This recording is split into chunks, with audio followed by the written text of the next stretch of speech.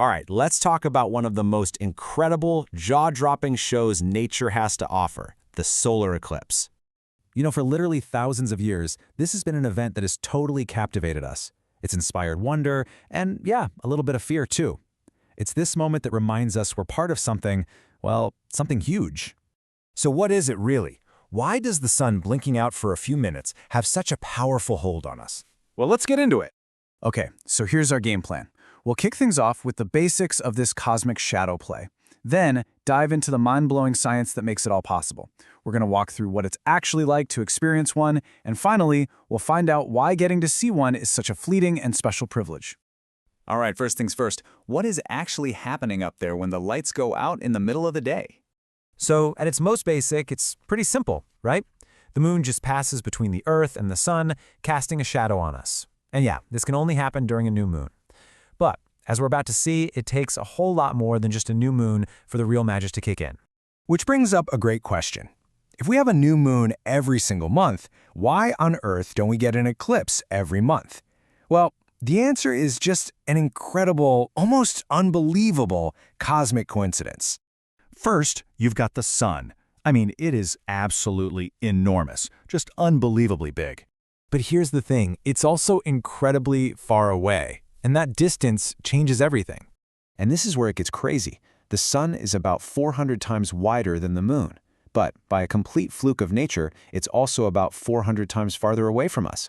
And what does that mean? It means from our little viewpoint here on Earth, they look like they're the exact same size.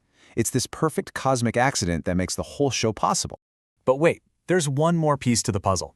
Even with that perfect size matchup, the moon's orbit isn't perfectly flat. It's tilted, just about 5 degrees. So most months, as the moon passes by, its shadow just misses us. It goes either above or below the Earth. It's only in these short windows, these eclipse seasons, a couple of times a year, that everything lines up just right for that shadow to hit us. And even when they do line up, not all eclipses are created equal. The experience you get really depends on the specific geometry of that exact moment. So you've got your partial eclipse, where it looks like someone just took a bite out of the sun. Then there's an annular eclipse. That's when the moon is a little farther away in its orbit, and you get that incredible ring of fire. But the holy grail, the one everyone talks about, is the total eclipse. That's when the moon is just the right distance to perfectly black out the sun, and for a few minutes, day turns into this strange, beautiful twilight. Okay, so let's talk about what it's really like to be there for a total eclipse.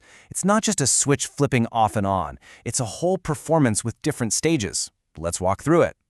It all starts kinda slowly with what's called first contact. That's when the moon just starts to touch the sun's edge. Then for the next hour or so, you're in the partial phase, and things get gradually dimmer. But then it happens. Second contact, and bam, totality hits. The world just changes.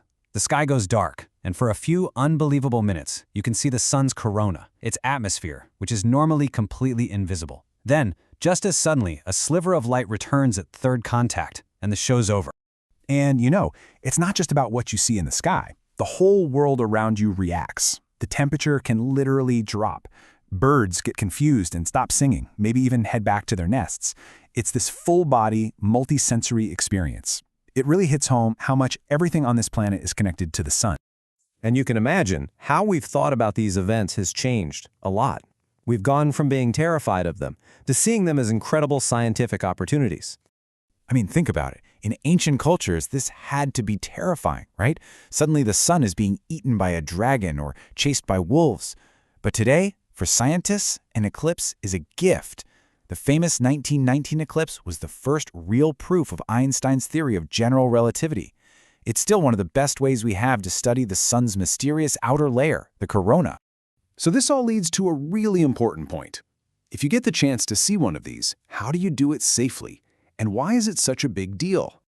Okay, let's get serious for a second. This is absolutely the most important thing. You have got to protect your eyes. Looking at the sun, even when it's partially covered, can cause permanent eye damage, and you won't even feel it happening. And no, your regular sunglasses are not going to cut it, not even close. You need to use special ISO-certified eclipse glasses or a proper solar filter. The only time it's safe to look without protection is during those few brief minutes of totality in a total eclipse. Any other time, you need those glasses on. And here's the final piece that makes this so profound. This whole perfect cosmic coincidence, it has an expiration date. Believe it or not, the moon is slowly drifting away from us. We're talking about 3.8 centimeters every single year. It doesn't sound like much, but it adds up. So, way down the road, think 600 million years from now, the moon will have drifted so far away that it'll look too small to ever completely cover the sun.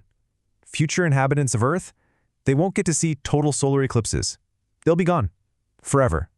So when you think about it, seeing a total solar eclipse isn't just rare in your lifetime, it's a rare thing in the entire history of our planet. We just happen to be the lucky ones living in this perfect but temporary cosmic moment. To be able to look up and see this incredible, breathtaking show, well, it's a privilege, a cosmic privilege.